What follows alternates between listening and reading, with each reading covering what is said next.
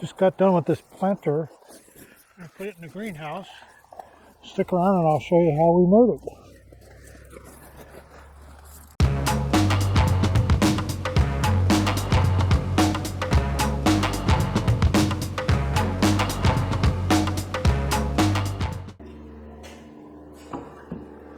Okay, first up I'm going to cut the legs.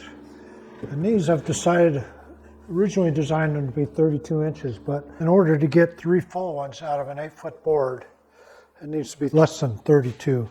31 3/4 is a good number.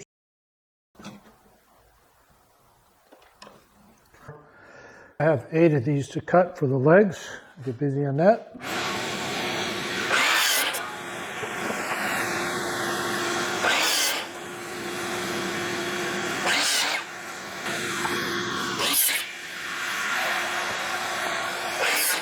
So by making it 31 3/4, this is how much I have left of an 8-foot board.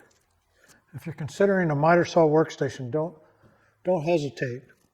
Build one. This is the most useful tool I have in the shop. It's well worth it to have a stop block measuring T-track. It's just a fantastic tool, so build one. I'm going to use my handy corner clamps to help me keep these straight and square.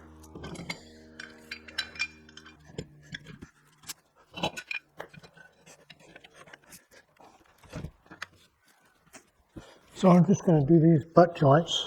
You could do pocket screws on the inside and you'll never see them, but it's a planter that's going to go inside the greenhouse, so I really don't care if people see the screws. So I'll use my 2.5-inch screws. These are decking screws.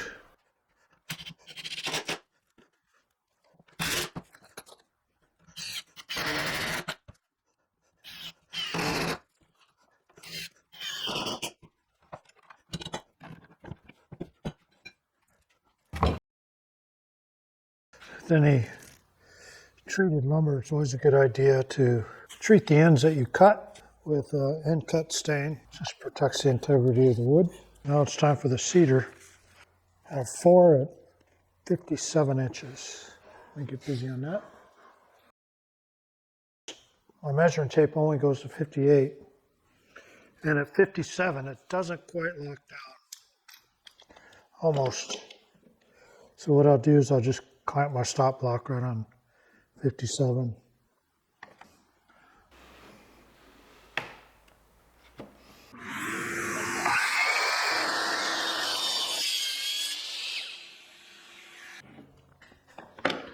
Now I need 4 at 17 and 7/8. So I'll move the stop block to this side. That way the full length of the wood can sit on the table.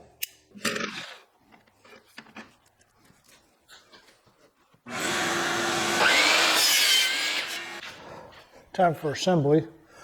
If you look at these, there's a long end and a short end. And I'll show you how I'm going to assemble them, but the short end is going to have the short piece onto it. Just remember that. Just keep it consistent. The drawings clearly show that.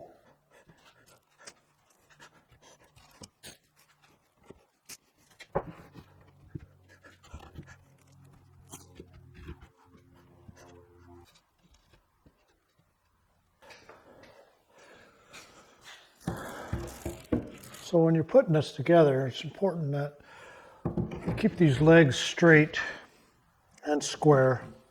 I use my big square for that, make sure it's straight up and down before I screw anything into it. See that square but warped. Pretty typical. And I'm going to use my 1.25-inch screws.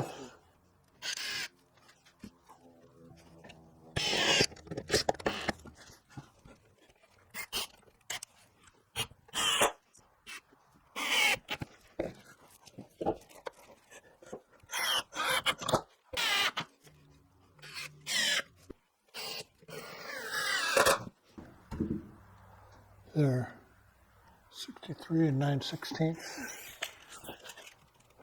63 9/16. So it's square right there.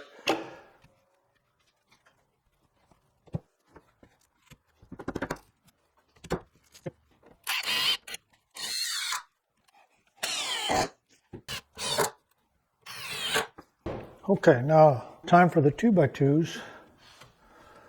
I've got a cut sheet for it, but I generally don't cut them until I get to this point and measure and verify.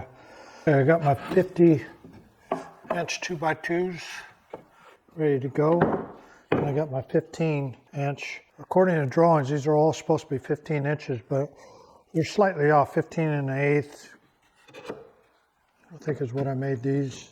I would highly recommend building the box, measuring before you cut these 2x2s. What I'm going to do is put pocket hole screws in these to attach it, and then I'll either screw it or staple it to the cedar.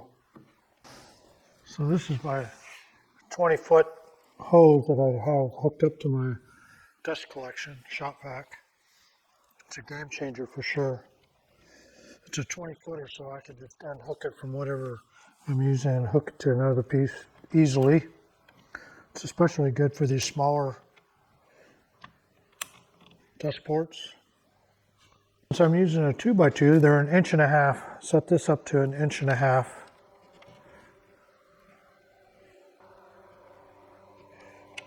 Board thickness, 1.5 inches. And for this, I'm going to be using 2.5-inch screws. Set the collar on a drill bit. Should be already set up. Yeah, it's already set up for 2.5-inch screws. If this wasn't, you just loosen this collar and adjust it so this sets right on the 2.5-inch. These are the 2.5-inch screws I'm going to use. They're the blue ones rated for outdoor use. I also really like this remote control for my shop vac.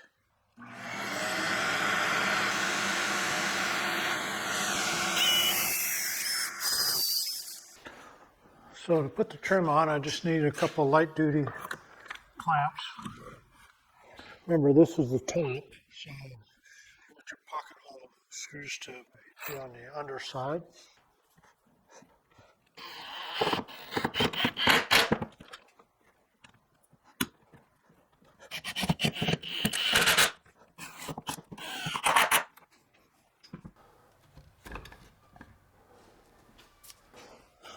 Don't feel like you need a stapler for this. It's just a lot easier. I have the tool I'm going to use. You could use screws or even nails if you wanted to. So I'll come out 11 3/4. There's one.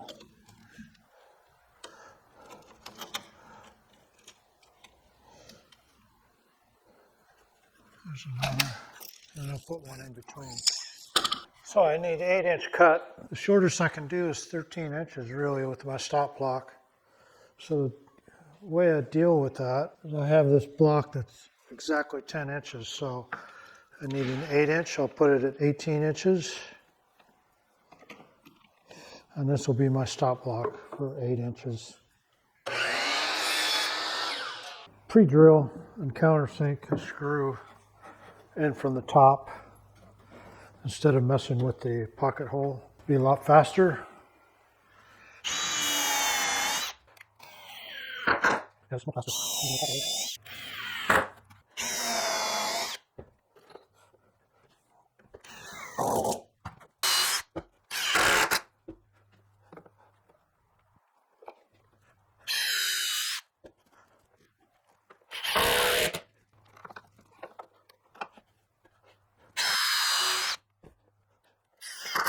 Drive some staples in.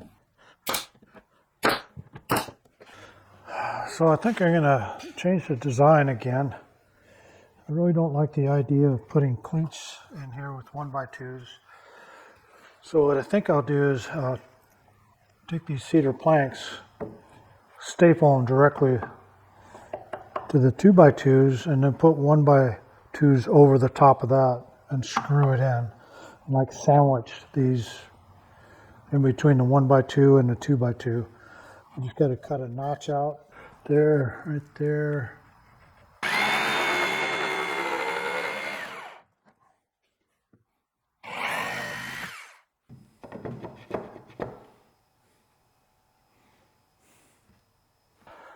I'm also going to put some 1/4 inch hardware cloth in here.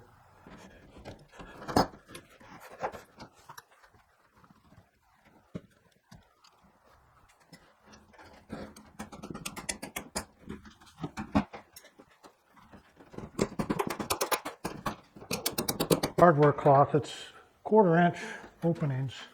That's what I like to use. I highly recommend using gloves. So this hardware cloth's really hard to deal with. The best way I found to cut it is to clamp it on one side to the table and then cut it. But if you let it curl up on itself, it just gets hooked up, especially if you have notches cut out. So what I like to do is cut the notches on one side that I need.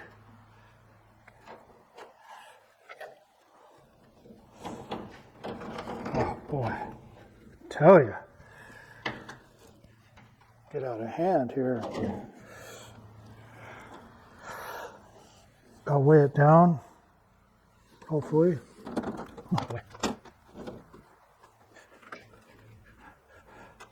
Make sure it's square. Always make sure things are square. Eyeballing it. Looks good. Now I'll go ahead and staple this side down, and then I can worry about the cutting to length and the notches on the other side.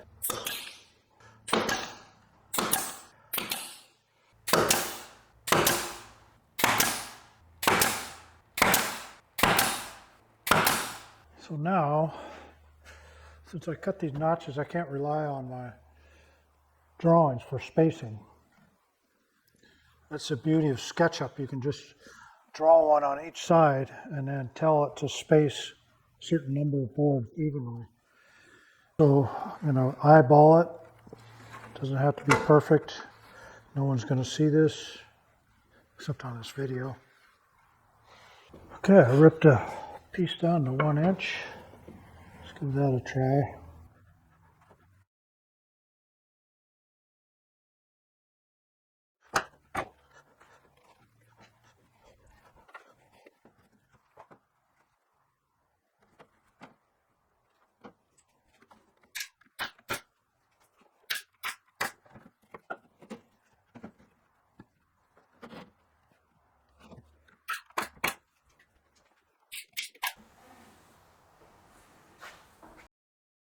I'll screw these 1x2,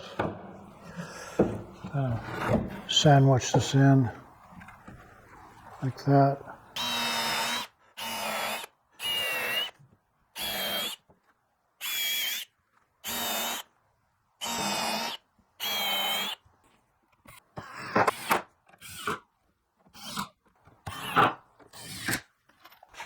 Okay, now I got to work on the lower shelf. Put a shelf 5 3/4 up from the bottom.